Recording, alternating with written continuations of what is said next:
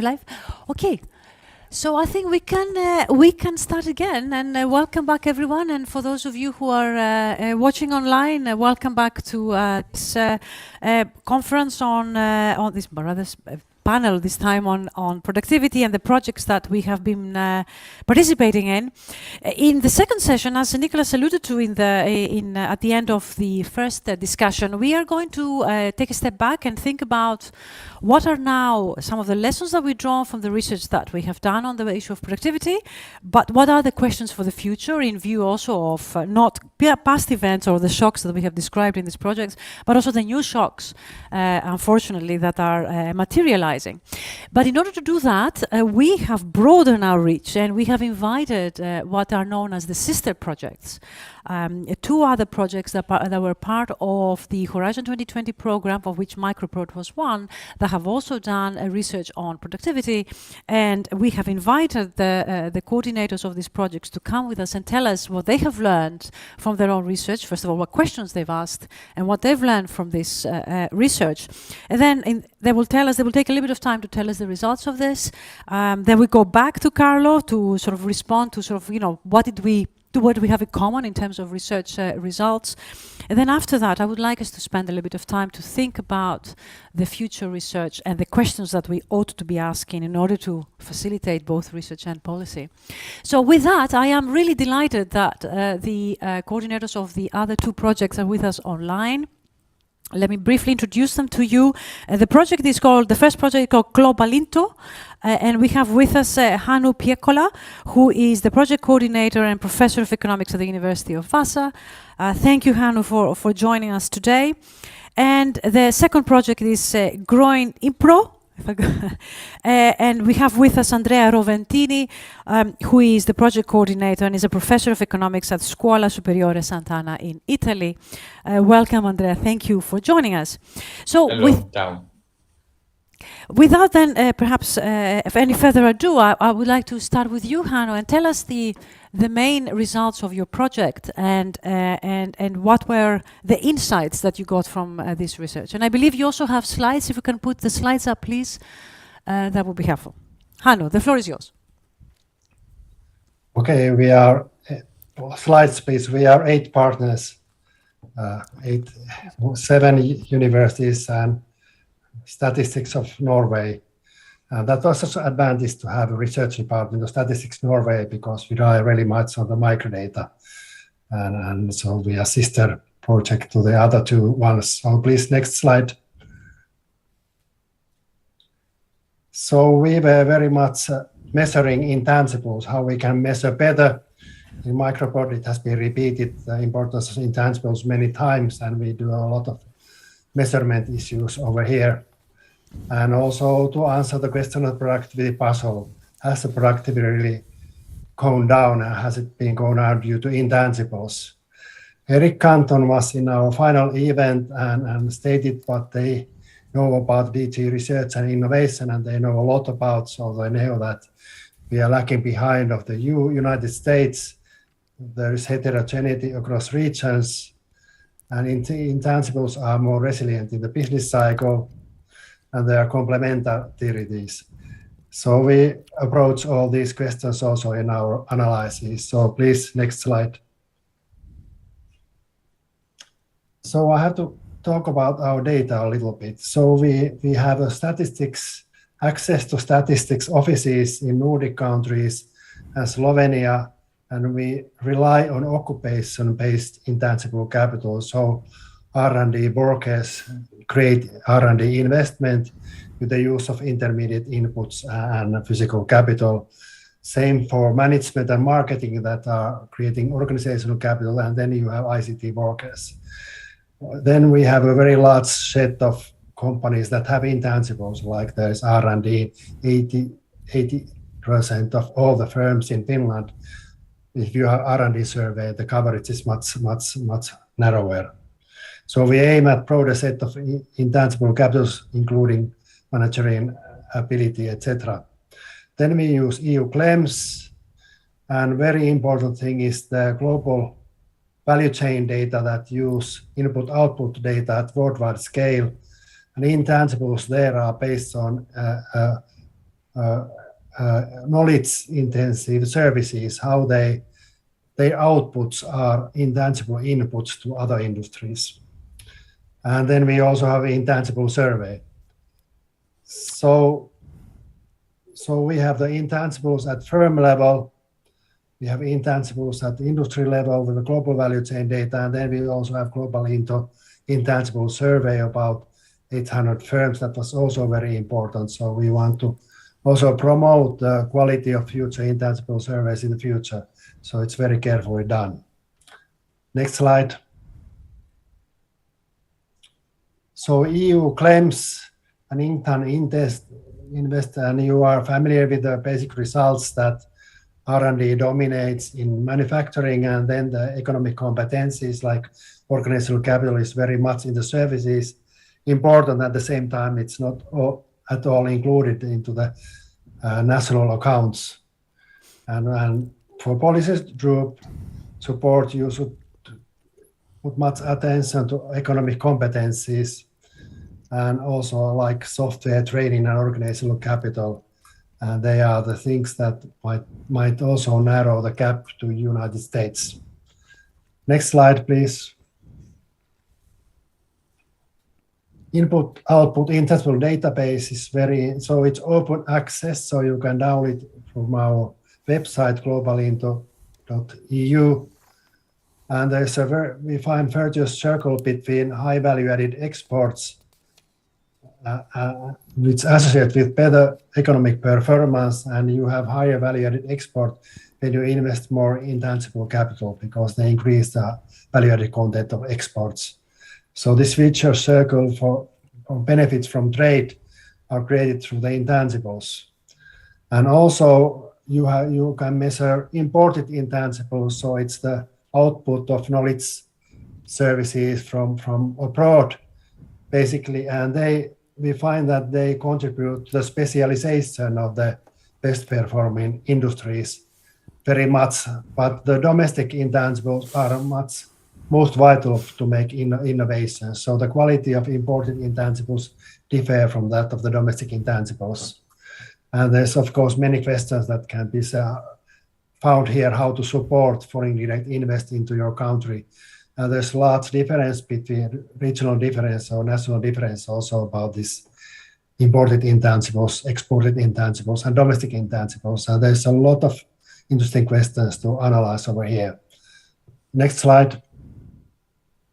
So to move beyond this intangible survey that has questions related to the agility of the firm, how innovative it considers itself, what the company thinks about intangibles, whether they contribute to markup or revenues, how do they behave proactively, and you have no more about the knowledge of the whole stuff.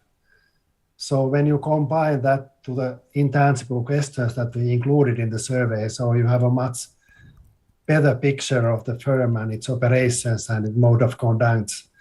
And one of the main things that we find is that in-house intangible investments are relatively more valuable than external intangibles. And when you have a high content of R&D staff, then the more you have R&D staff, the higher is R&D, but there's also a complementary effect when the firm is, where the plant is totally concentrated in making new R&D, then it usually makes more valuable innovations. And the same is with the organizational capital. There's firms that specialize in organizational capital and are very highly skilled workers, and that combination is also beneficial to make innovations.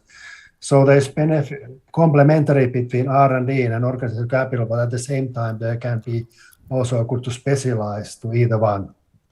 So it's not the positive correlation might be a problem that you observe industry level. It may not show the importance of specialization also.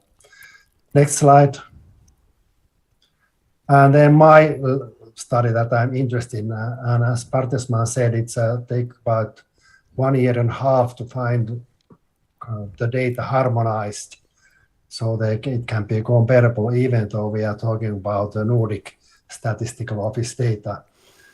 And we measured innovation labor by technical change. So formally we're interested in the better educated people, how they cause high skill bias technical change. We simply replace it by innovation labor bias technical change and find it to measure very well the productivity that actually didn't slow down after the financial crisis.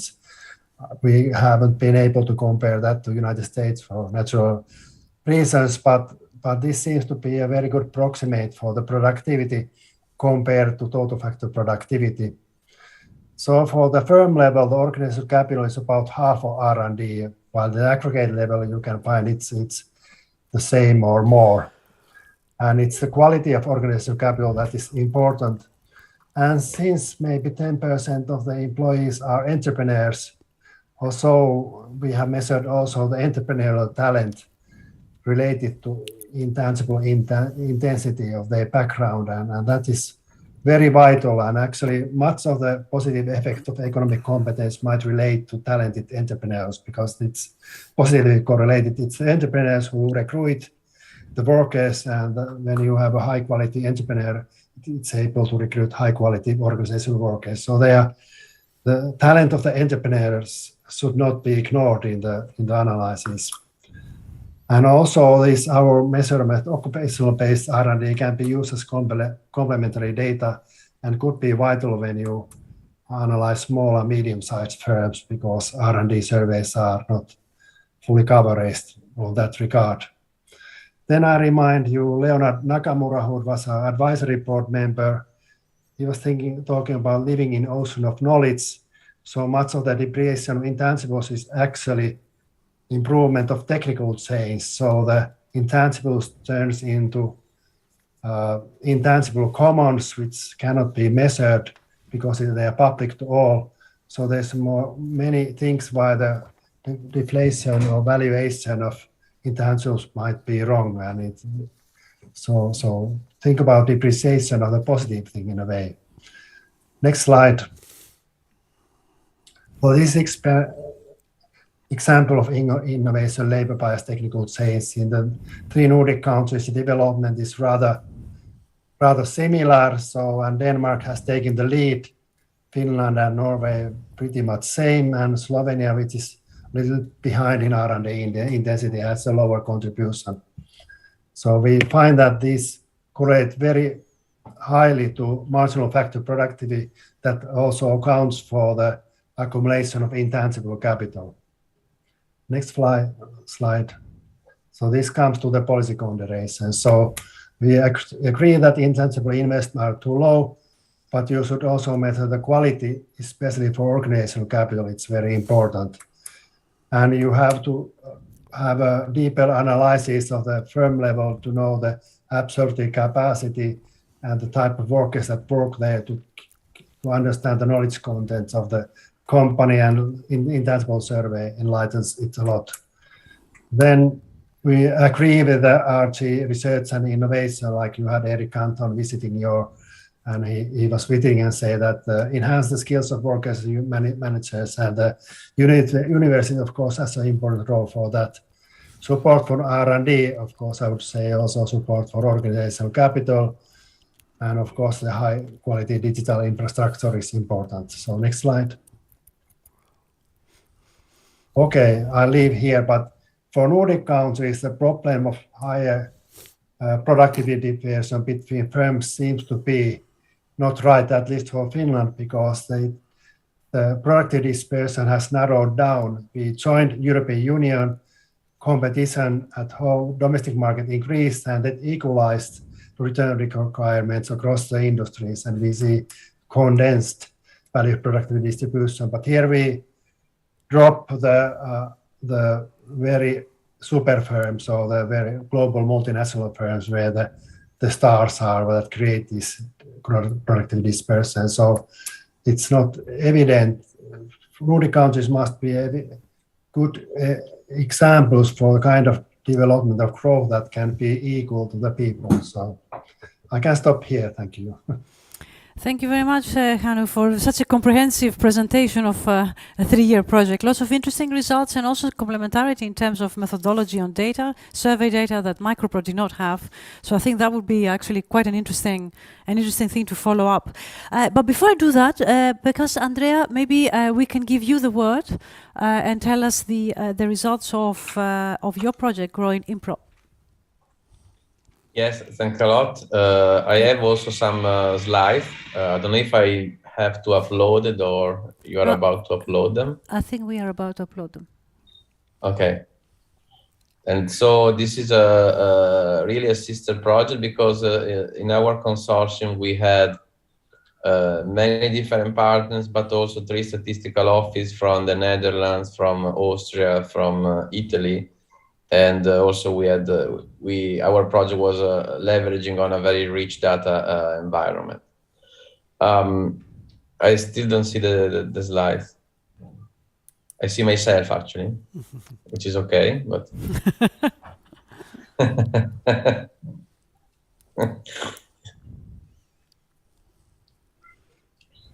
let's check whether they will be arriving. But can you tell us while we're waiting, can you tell us who the partners are in the consortium? Oh, yeah, sure. Well, there were, apart from this statistical office, it was quite broad consortium. So we had partners from, of course, Scuola Superiore Sant'Anna, from the Catholic University of Louvain, University of Maastricht, OFSEO Sciences Po, University College London, University of Ljubljana, University of Bielefeld, there were a unit from Estonia, from Africa, from Austria, and and all these statistical office. And in particular, also we had also for Germany, instead of the statistical office, the ZEW. And the main objective of the project was to provide a detailed analysis of the causes of this anemic growth performance of Europe, which was lagging behind the US, and possibly produce a set of policy tools to jumpstart economic growth and have a good type of growth, in particularly sustainable and inclusive. And actually, our research was in such context that was changing rapidly because of the fast emergence of new technology, the pattern of globalization, and the process of institutional change, which in turn had an impact on the pattern of EU innovation and productivity growth, income growth, labor market dynamic, and inequality. A central place in the project was reserved to climate change, which we consider the most pressing, the most important societal challenges which the European Union is facing, but which also could be classified as an opportunity. And we took into account and we create a specific work package to study what was going on how our research was affected by the COVID pandemic, which basically hit our project as yours during this year. So I still don't see the slides. Do you want me to try to share mine? Because in principle I can. Or you take care of it, or I can also talk without the slides, but maybe for you it's not the best solution. No, go ahead. I mean, we understand you. There we are. Okay, great. Now the slides so what are up. Yes, they're up. Okay, great. Tell us to switch the slides when you want us to change the slides. Yeah, you should go on, please. So again, because I was talking about that, actually, the updated context, and now we can go directly to the main lesson that we got during these 3 years. Yep. So the first question we tried to reply was whether this new, so to speak, industrial revolution or this digital technology was really a new industrial revolution or not.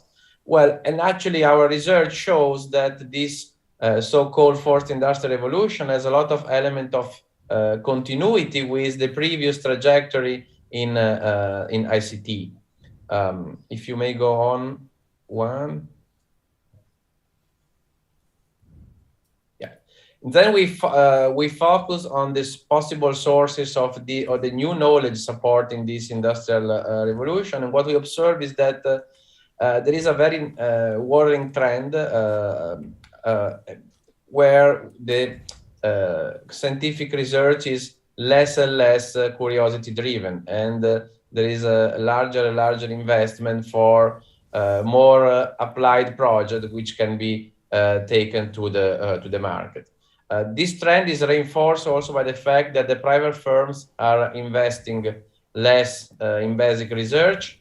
And another very worrying trend we observe in Europe is there is a tighter appropriation with very strict intellectual property rights, which for sure they increase the rents of people or the firms holding, for instance, the patent, but they have ambiguous and very often negative effect upon the rate of innovation. And we thought we discussed about that. We're going to have a policy brief going out very soon. We think that the development of the COVID vaccine is a paradigmatic example, and the fact that the European Union is opposing a wave of EPR on the COVID vaccine, so they can be used also by countries from the southern world, from the global south.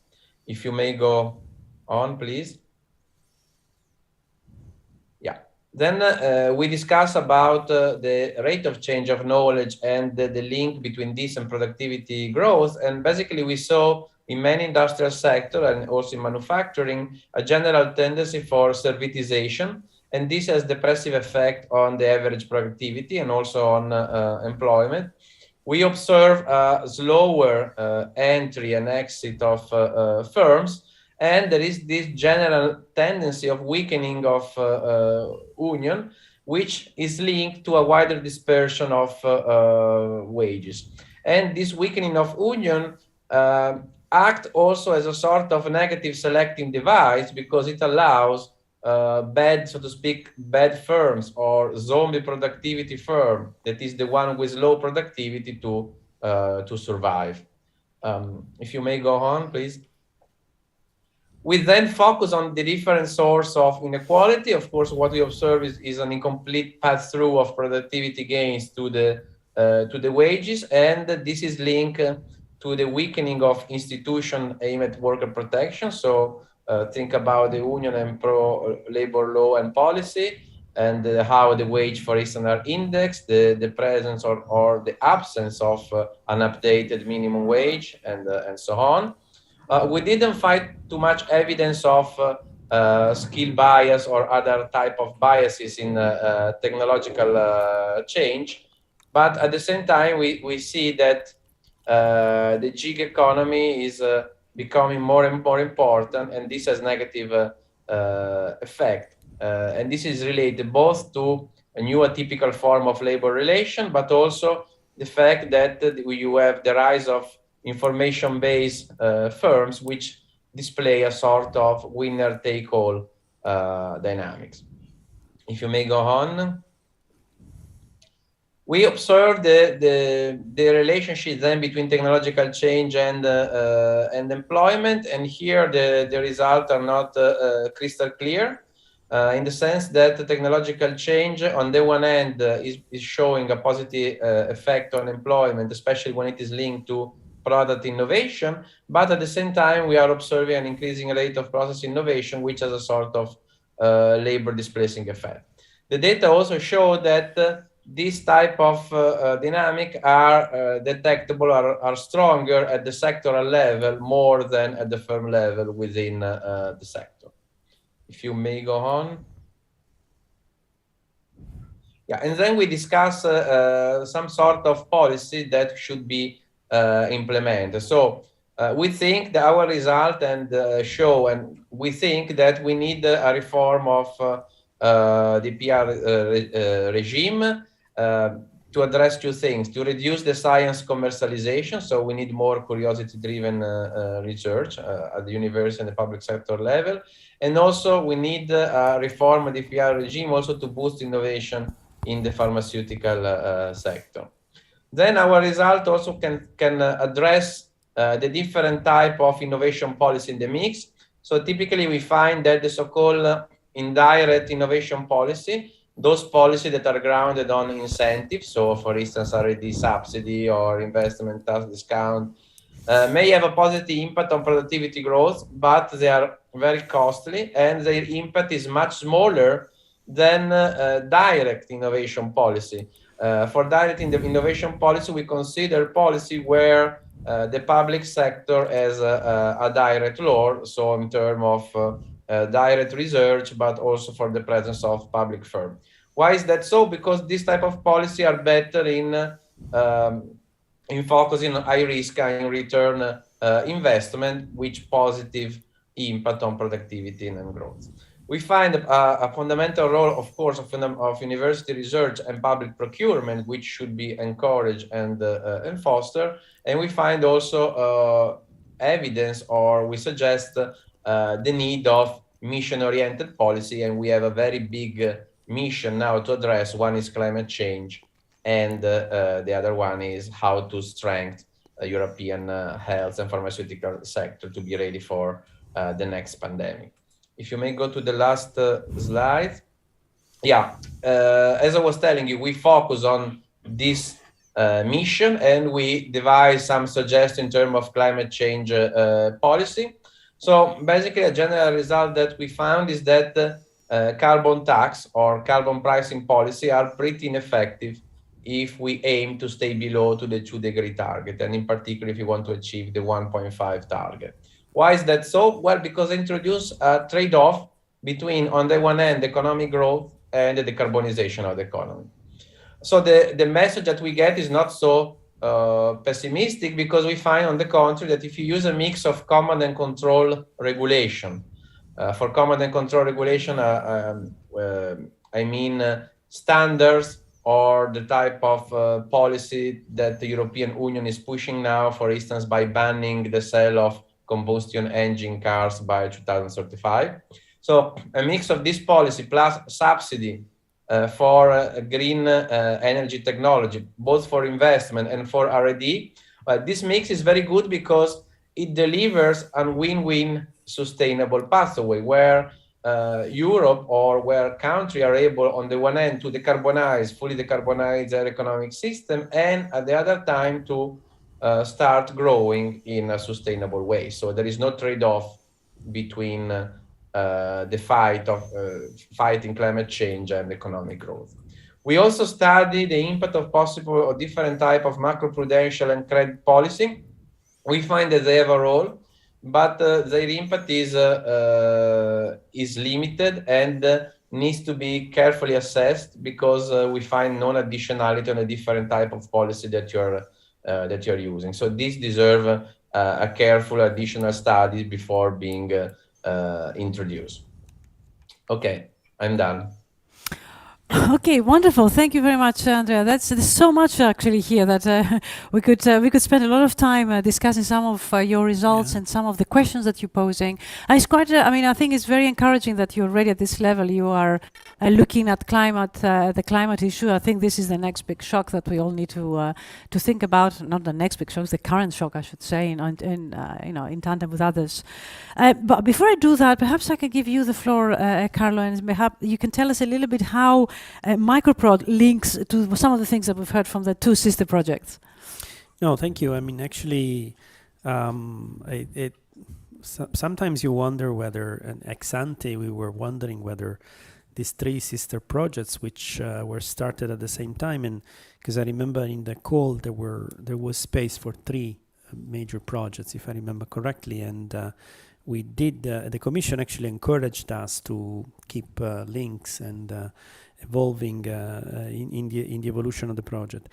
And I remember we were joking with Stefan, saying hopefully we will get to similar and not completely opposite results, because sometimes research does this type of jokes, right? Instead, I'm throughout the lifespan of the project, but also in the synthesis that we had today, I think we have very consistent results throughout. And let me, if you want, please, just point some of them. Two are related to the Global Into project. I mean, we already touched it, so I'm not going to repeat stuff that we already discussed yesterday or today. But one is clearly related to the role of intangibles and the relevance of intangibles for productivity, and this is clearly present in both projects very, very, very clearly. The other thing is, I think, the emphasis that the Global Into project has on organizational capital. This is something that has appeared as a residual in the production function estimation in a number of our papers, managerial abilities, and of course these are things that we cannot measure properly ex ante, but a number of papers of the Microprod research agenda hint at better ability of firms to organize, and the research that we have done on international business groups as this, let's say, monitoring ability of firms, as one of the key drivers of the global span of the group. So this is a very interesting area of contamination, and the fact that they are able to measure at the aggregate level some of this organizational capital is very interesting, because what we could do, we could in a way try to sort of back out from our firm level measure what would be the estimated residual in terms of organizational capital, and see whether that matches with what they can observe directly in their data at the more aggregate level by aggregating up our firm level evidence. So this is, I think, is interesting exercises that can be done in the future on this key component, which I think is also one of the key driver of, I think Hannu pointed it out, of the difference in productivity between US and Europe, namely the fact that a large part of EU companies tend to be smaller and family managed, which clearly has some consequences in terms of organizational capital compared to the more market-driven managerial approach of the US. In terms of instead the Grow Impro project that Andrea summarized, there are a number of connections. First of all, this idea that we were discussing with Lionel and Eric before, that servitization, for a number of reasons, the increase in servitization leads to lower productivity. I think both projects show this for a number of reasons, and I think this is a very interesting area of research. The second thing, which I am very also surprised, positively surprised to and comforted to hear, is this idea that there has been that they have found this wider dispersion of wages in their measurements, especially due to the fact that following shocks, if I got it correctly, Andrea, the lower wages were pushed in the market, and therefore firms, by being able to pay lower wages, were able to survive, and therefore generating this zombie. Okay, I got it correctly, which is very consistent with the results I was pointing out as the result of the China shock. While on the other end, they find that with the gig economy, so automation, digitization, etc., there is not much the traditional biased technological change, but there is this atypical labor relation where there are winners and losers within the labor market, which very much mirrors what Stephens has found in this young, even if unskilled, but young workers being advantaged in the automation story, which is not a skill biased story, but it's an atypical, as I like what gig economy type of effect that Andrea pointed out. So this is another interesting area of, let's say, consistency between the two projects.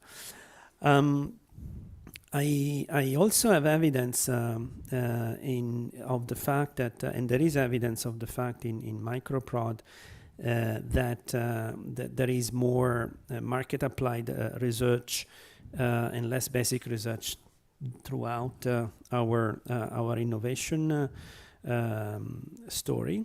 I think this is also related to a phenomenon which is taking place in the US, and I think to a certain extent might also be there in Europe, which is the fact that, and I like what Andrea pointed out, because of IPR protection, large firms are able to snatch out competing innovation from the market, bring it within the boundaries of their own group and shut it off. And instead, they might buy innovation in complementary fields and increase the level of patenting in these complementary fields while decreasing the level of patenting in competing fields. I do have evidence, if I extend when I matched my business group data with the patent data, I do find exactly this behavior.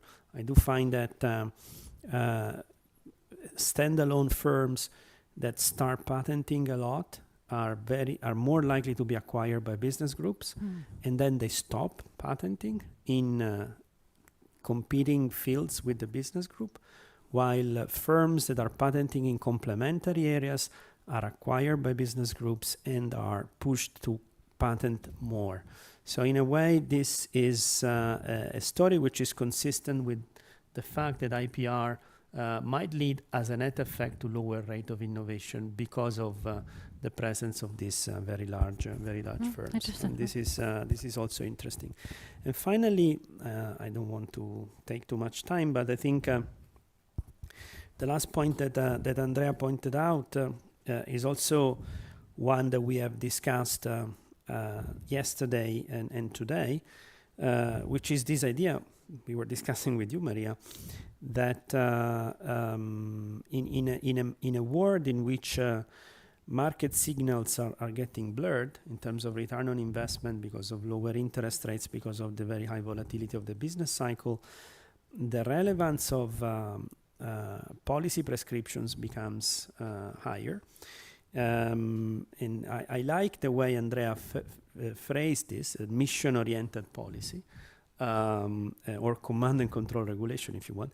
But I think we have to be aware, we were precisely making this point yesterday, if you remember, sure, that probably now we need let's say the relevance of policy directions to send and replace the signals that the market are not able to send in the same clear way is now much stronger. And with Lionel, we were making this point during the coffee break, and also with Eric, we discussed it a bit, that if then there are command and control regulation in place, this have to be internalized by firms optimizing decision, and it's much better that this command and control, or if you want prescriptions, are internalized by firms sooner rather than later. So you want to have a very clear picture of what is the policy direction where you want to go, so that firms can then take those signals into account when they optimize their investment decisions, which is okay, rather than intervening ex post, which might be less effective. But on the other end, and I was making this point yesterday and also this afternoon, then we need a very clear time consistency of these policies. Because, Andrea, if 5 years from now we start changing the regulations once again, we don't even have time to exploit the returns on investment the firms are making based on the information that the policy setting is providing today. And therefore, we would put our firms at a strong competitive disadvantage compared to other settings in which either the policies are not there and all is left to the market, I think that the US, or where the policies are super consistent on a 10-year horizon, and that's clearly China. And actually, it made me think of something, because Andrea, you mentioned that the need for more curiosity-driven research, but at the same time more mission-oriented policy. And I think at some point, I think are the two reconcilable in the sense that policy. If you think about research as information for good policies in the future, I think research also needs to be directed into answer direct policy questions, or or you might actually find that you lag behind in terms of addressing the shocks of the future. But perhaps I can give you the floor for any comments that you might want to make to what Carlos said, and then we go to the future and try to see what is the next thing to address. Hannu, perhaps we can start with you. Okay, so because the policymakers are getting more data about the companies, so they understand what's the knowledge content. So the policy has to be industry specific, and it has to recognize the challenges of the industry. So one has to be able to identify, to understand the potential growth paths of the company, and then design the policy. So to have a general overall policy to everyone, that should be tax-based subsidies, because there the market decides where to use the subsidies. But when you really come to make this more advanced policy, then you have also disaggregate, and you should have, like Business Finland, able to recognize what's the future growth paths of the firm. So since we are getting more and more knowledge of the companies, we should take advantage of that when we finance projects. So it's a challenge. Thank you, Andrea. Yes, I would like just to have the quick reply to your question and make another quick comment. Sure. Well, I think we need both curiosity-driven research and we need mission-oriented policy, and the two can perfectly stay together, because what we have been observed in the last decade is the introduction of stronger EPR and an idea of market also in the university research and in the basic research. So we need more basic university research without any particular focus on patenting. And I think that in this case, the development of the COVID vaccine is a pretty good example. If you want, you can come back to this. But at the same time, this basic research, which can support new technology, needs to be used to resolve some societal challenges, for instance, the climate change. And at this level, of course, you need also to use this basic research together with the cooperation of firms, so public and private partnership, to arrive to the improvement in the technology that can allow us to solve for instance, the big problem of climate change. Just an example, we already know that in some technology like the wind or solar energy, the cost has been decreased by 80%. And of course, this is a good virtuous cycle between the two processes. On the other issue of the importance of regulation, what we find is exactly what you were discussing before. That is, for the firm, is much better to know that they have a grace period for, let's say, 10 or 20 years, where they need to decarbonize, that is to shut down, for instance, coal fire plant, or they need to give up to their combustion engine firms, because they can plan their investment with a sufficient amount of time. And this allows to have a virtuous cycle of technological change and investment which sustain the economy.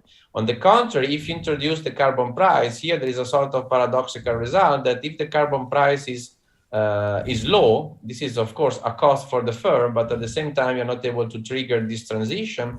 If the carbon price is too much high, of course you trigger the transition, but the costs are going to be bear quite fast by the firms, and this is going to strongly affect the dynamic of the economic system.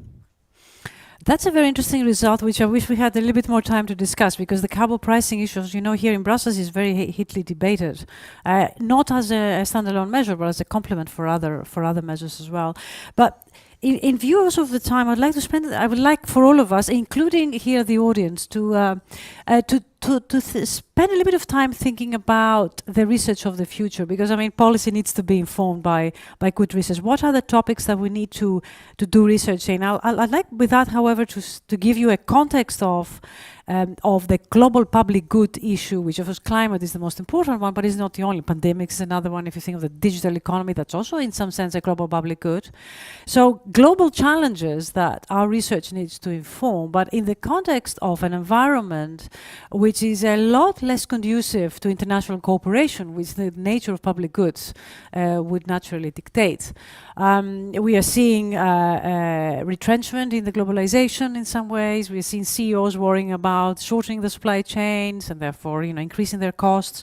We're seeing, of course, war and the geopolitics of the energy transition and also the climate transition. So I think the multilateral fora that are not necessarily operating in an optimal way that is conducive to cooperation, all of these things are going to imply costs, higher costs in all senses of the world, domestically and abroad. How would you redirect resources in your research environments to try and address the great need for growth, the great need for equitable outcomes that all of the projects actually touched upon, distributional outcomes, and yet do it in an environment that perhaps is getting less friendly. But I will come back to the panel, but perhaps I could collect also a few questions from the audience. Okay, I have 3 questions here. Perhaps we can start with you, then Lionel, then Zsolt. Can we please have the microphone? Yeah, can we please the gentleman over there, then it will be Lionel and then Zsolt. Feel free to give us also ideas of what to do next. Yes, it's on, it should be on. Okay, so I just have one question for Andrea. It's not on now, I think you've turned it on. Now? Yes. That's better, yeah. Okay, so I have a question for Andrea Roventini, and that's related to the curiosity-driven or more like marketed kind of technology research. So usually when we look at the data, we see how the US is better in diffusing technology and, the going from lab to market and the uptake of new technologies, and they also specialize usually in more complex technologies than the EU. So my question is whether this shift that he is observing and has been observed in the marketization of research in the EU is because we are shifting toward easier technology to market, or whether we are getting better in marketing the technologies that we are developing. Wonderful, thank you. Lionel? Thank you. So maybe one comment on the microdata, and maybe three ideas in terms of priorities for research. On the microdata, so what we see with the 3 sister project is clearly that microdata is needed if we want to have the right policies. The problem is that there we have a challenge, and I would like the 3 of you to comment a bit this. The challenge is twofold. First, we have to cover a large number of countries with the data sets or with the platform that we put in place. So what is really important is the comparability of all this exercise, and for this we need to extend the number of countries that are covered by this type of exercise, because otherwise if we end up having systematically the 2, 3, 4, 5 same countries in the databases, it will be less useful for policy. So this is the first part of the challenge, and the second part of the challenge is the update of the databases. So we have to make sure that resources, and this is about how best allocating research resources, and we have to make sure that resources are there in order to have these databases updated on a regular basis, not necessarily, on a yearly basis, but on a regular basis, in order to have, a long enough time window to use panel and to see what happens, etc., because the type of changes that we are looking at are, to some extent, structural changes, and they don't take place from one year to the next. So we need a long time window in order to observe with consistent data covering a large enough number of countries what happens in our societies. And so I think that this is really a challenge, because so far we have not been able collectively to have the two objectives reached at the same time for the type of microdata that we are using. So this is about the microdata. So if you could react on this. On the research topics, if I may Please, use 1 or 2 more minutes, I think that there are 3 big priorities, at least to me. So first, the first priority, and this is evident, is to understand better what will be the long-term or medium-term consequences of the emergency policies that all governments, for instance in Europe, have been enforcing in order to have our economies surviving. And so there is one argument about the zombie firms, and maybe we have been subsidizing zombie firms, but on the other hand, it might be the case that we have been subsidizing smaller firms, SMEs, that will be the champions of tomorrow. And so these subsidies have helped them, going through this episode. And so by subsidizing, basically everyone on an horizontal basis, you have been subsidizing the zombie, but you have been subsidizing also tomorrow champions. And so what is the balance between the two in the medium term, we don't know. And so I think that the microdata will help us, understand better this. The second topic that we could discuss is the ecological transition that we are all engaged in. And since we are in Brussels, to better understand what will be the consequences at the micro level of the Fit for 55 package. Because this is the big thing. This is the big project of the new Commission. And so it will have enormous consequences for firms. And we have to better understand what it means. So what is the micro impact of this is very complex because it will push innovation. So we will have new waves of adoption of new technologies, but at the same time we will have enormous stranded assets, and so it has to be financed. So this is risky for banks, this is risky for the financial system, etc. So all this has to be tackled with microdata. And the third and last, and here I stop, sorry, topic that I see is about the granularity of the economy. So as economists, we know since the early works of Gabex that, granularity is there and that idiosyncratic shocks to big firms don't wash out on average because they are very large. And so this is what matters for the economy. So there is a huge theoretical literature on this, and we start only to have clear micro evidence of what happens. So we have evidence on the US. You have people like me doing, stuff on the French economy.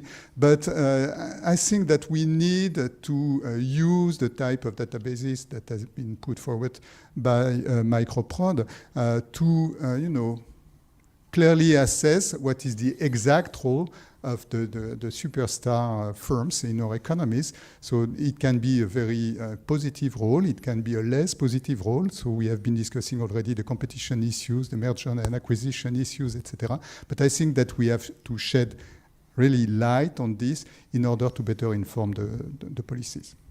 Thank you so much, Lionel. That's extremely useful, and I would like to go around the panel and see whether you agree or there are other views. And it's also how important to just emphasize the issue of the data, because it is so much. All research starts with good data, so having good data is absolutely essential. But in the context of Europe and making Europe a successful project, we also need data for all countries. And thank you for making this point, Zsolt. Please. Yes, thank you. I'm Zsolt Darvas from Bruegel. And I would like to comment the discussion Andrea started on carbon prices, because you seem to suggest that carbon prices should play a very limited, if any, role, and instead there should be, more, binding regulation, phasing out certain technologies by certain deadlines and providing state subsidies for companies to be able to invest. And your main argument in one of your last intervention was that otherwise, carbon prices would put too much, fiscal burden on financial burden on companies. But if you don't use carbon prices but use subsidies, then that puts the burden on the government. And we know that, I mean, the investment needs for the carbon transition is really massive. And the big question, you know, what should be basically the share of the public and private sectors. And, you know, some countries have more fiscal space. You know, I mean, I can imagine, you know, Germany having fiscal space for providing lots of subsidies. But not all countries are in that situation. And some countries would simply cannot afford to provide a big boost to certain kind of subsidies. Plus, you know, carbon pricing is a broad instrument incentivizing everyone, including households, to basically insulate their homes and consume less and install clean energy sources. So I'm a bit skeptical about your very negative view about carbon pricing, and it also has an implication for future research. Again, I think it would be, I mean, a couple of estimates, you know, how much investment both in research, but even more importantly in physical infrastructure is needed to achieve the desired carbon transition. But I think there is a lot of room for research for specifying those estimates, clarifying, providing more scientific background to that. And also in terms of financing, you know, making more reliable estimates on what the share of the public versus private sector should be. So I think it's a very, very important policy research question. Thank you. Thank you very much all for pointing out the need for finance. How are we going to finance all of this? And I think, Carlo, you made a point in the previous conversation when you actually commented on the intangible capitals and how, as intangibles don't act as collateral, they require risky finance, and which we don't have. There's also very, very interesting evidence coming out from the ECB that is telling us the green transition needs risky capital as well. Is one more extra reason why, you know, projects like CMU or any type of project that is going to increase the risky fund is absolutely essential for the green transition, for the digital transition, and of course the future. Perhaps I can go back to you then, the panelists. I should be looking here actually. Hannu, can I start with you? And Andrea, there's a few questions that are specifically to you, but let's start with Hannu on your views about the future.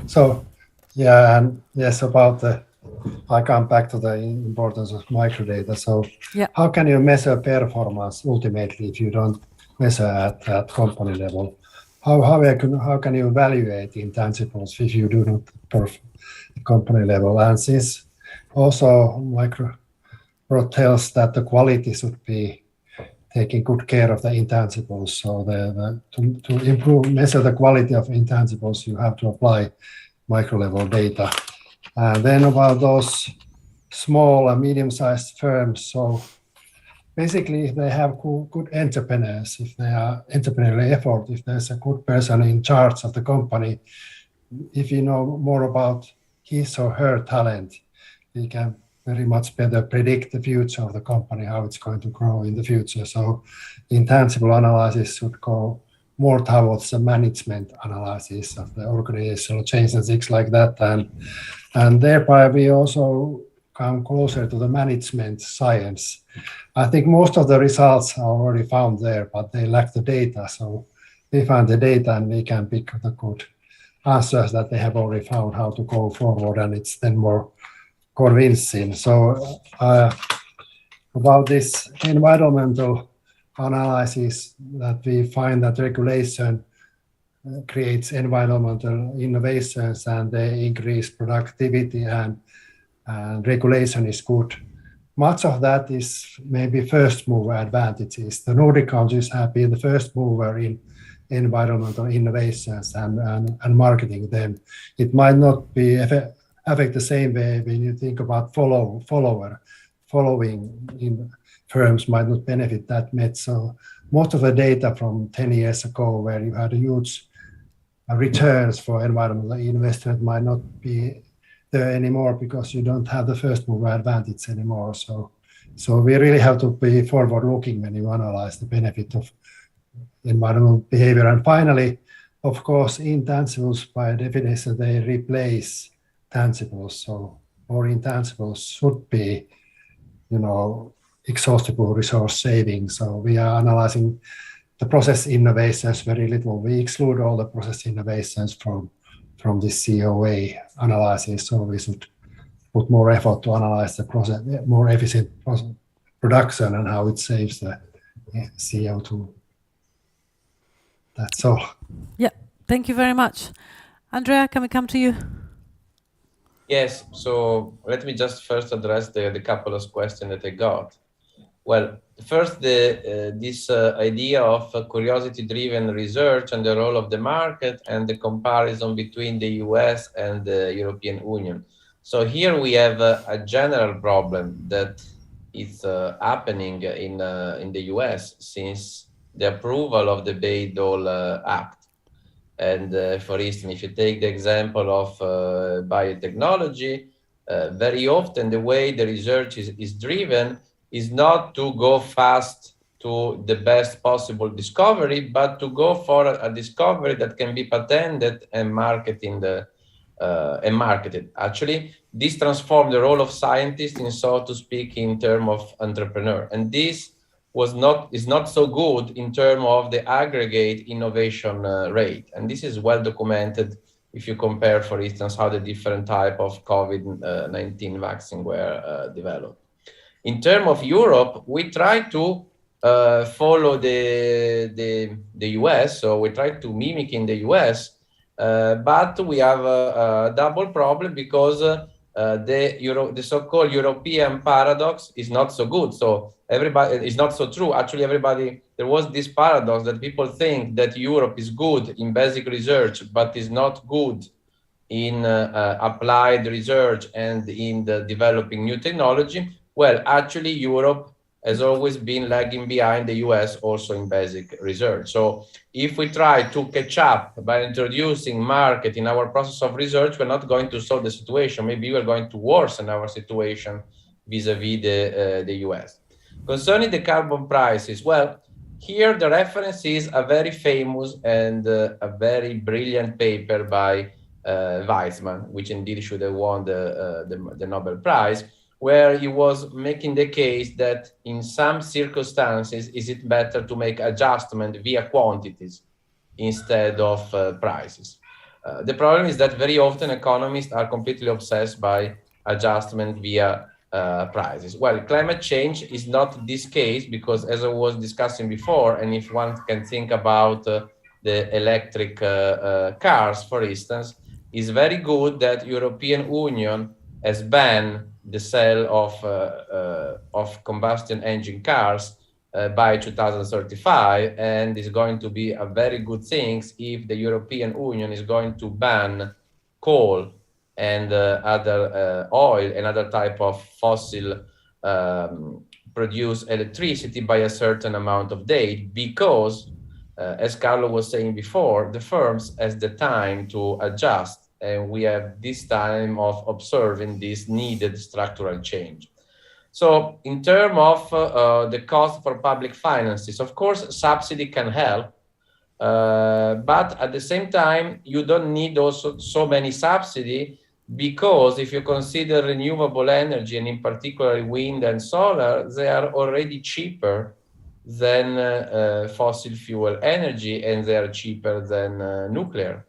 So what we need is that with regulation and a small of subsidy, you trigger this structural change, which is sufficient on the one hand to decarbonize the economic system, and on the other hand to produce growth. So this is partly going to be paid by itself, and it's not a matter of public finances. Also because if you have a societal problem like the COVID pandemic or climate change, which can be considered as a sort of war, you cannot make cost and benefits analysis, and you cannot refrain from fighting climate change given the catastrophic consequence just because of the cost of public finances. Also because the final cost that you're going to pay later is much higher, because we are going to observe catastrophic damages. We have a paper on that in PNAS, if someone is interested. Then coming back to the research question, which is basically linked to what we were discussing before, I really like the research question that was suggested by Lionel. And so data are very, very important in that.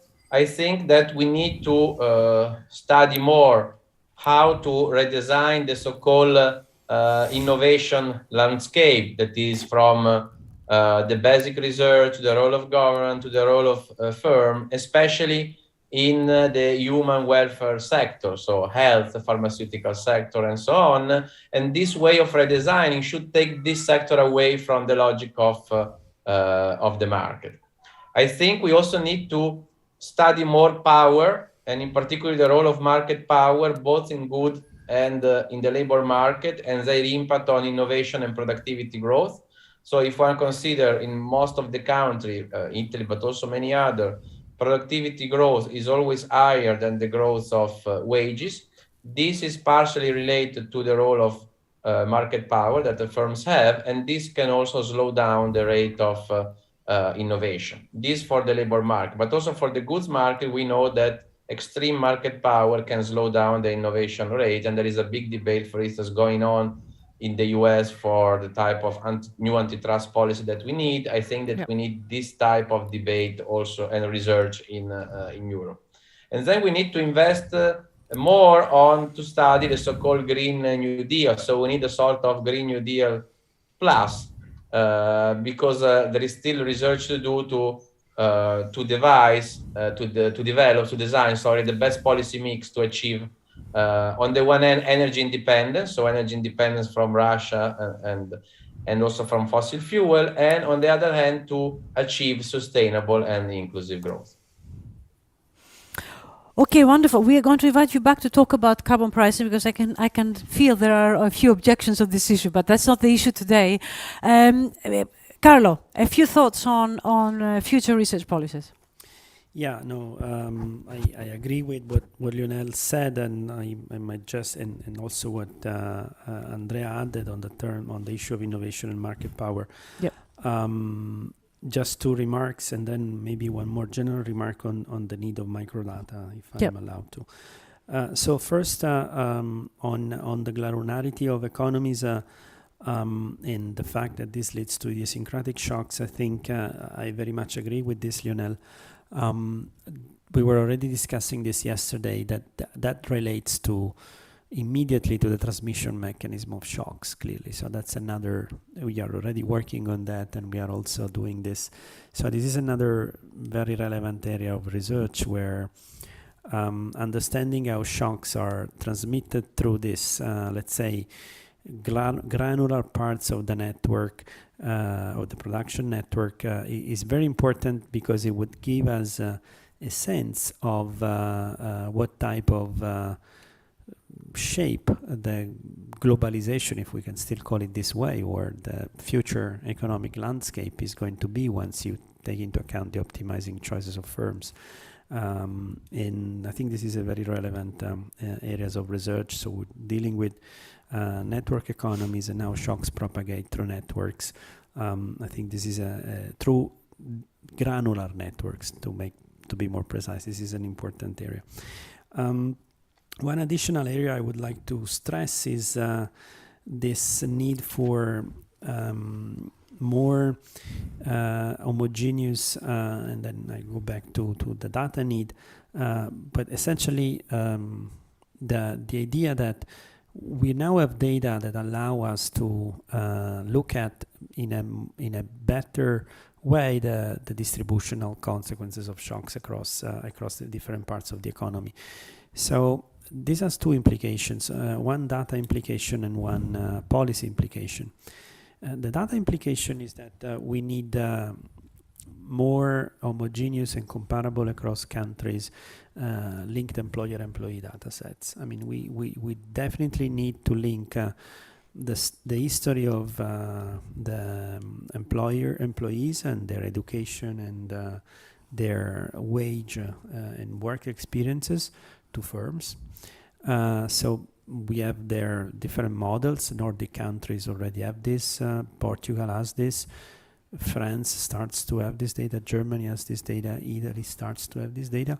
They haven't been exploited at the fullest, I believe.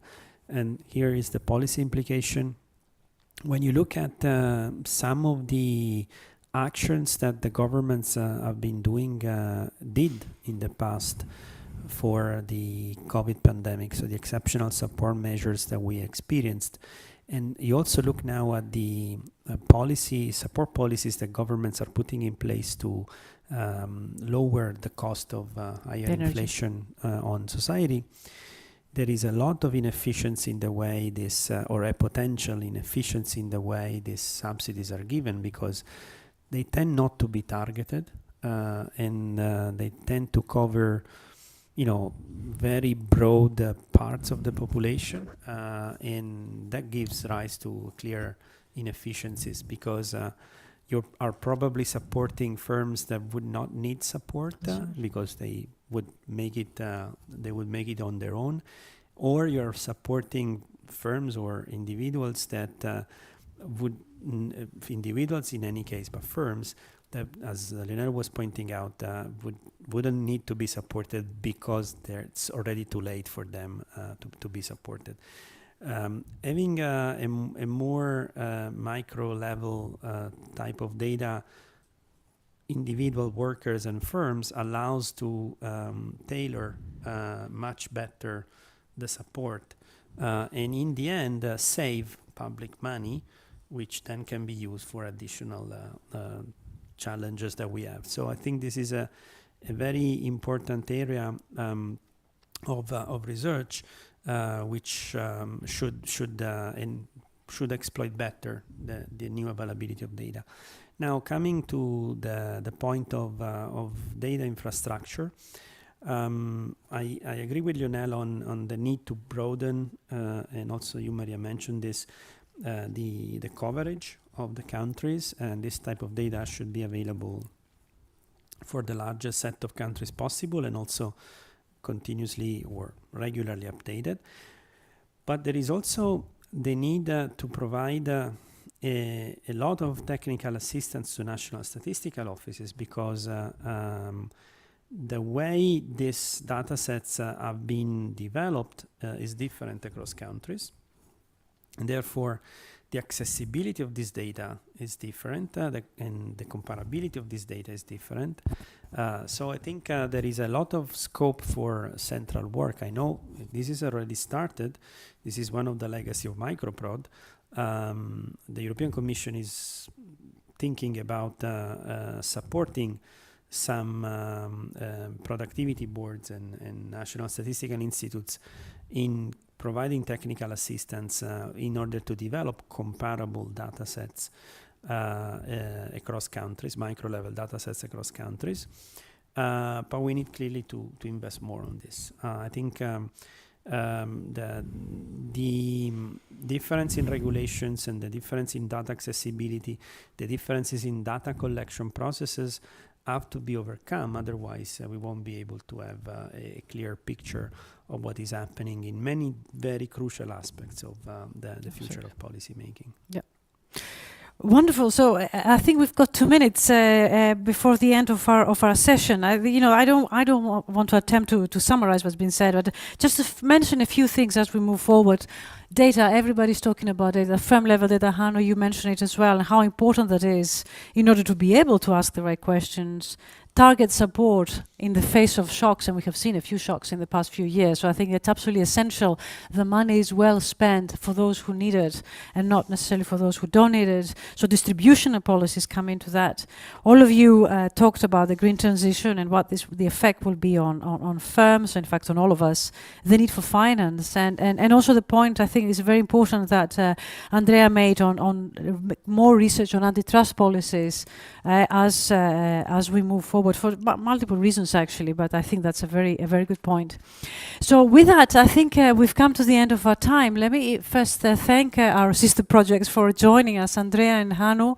It's been really lovely to have you, and it's been certainly important for disseminating information of these projects here in Brussels and beyond. So thank you for doing that. And personally, I would like to thank my colleagues from Microprod, all the participants in the consortium, the organization, those who coordinated the project. Stefan, I'm looking at you.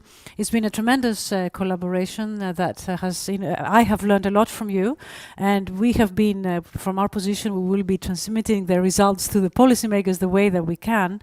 And I certainly hope that we will be able to collaborate in the future, certainly on this very important topic of productivity and data building. With that, thank you very much, and thank you all for joining us from far away. Till the next time, thank you very much. Thank you.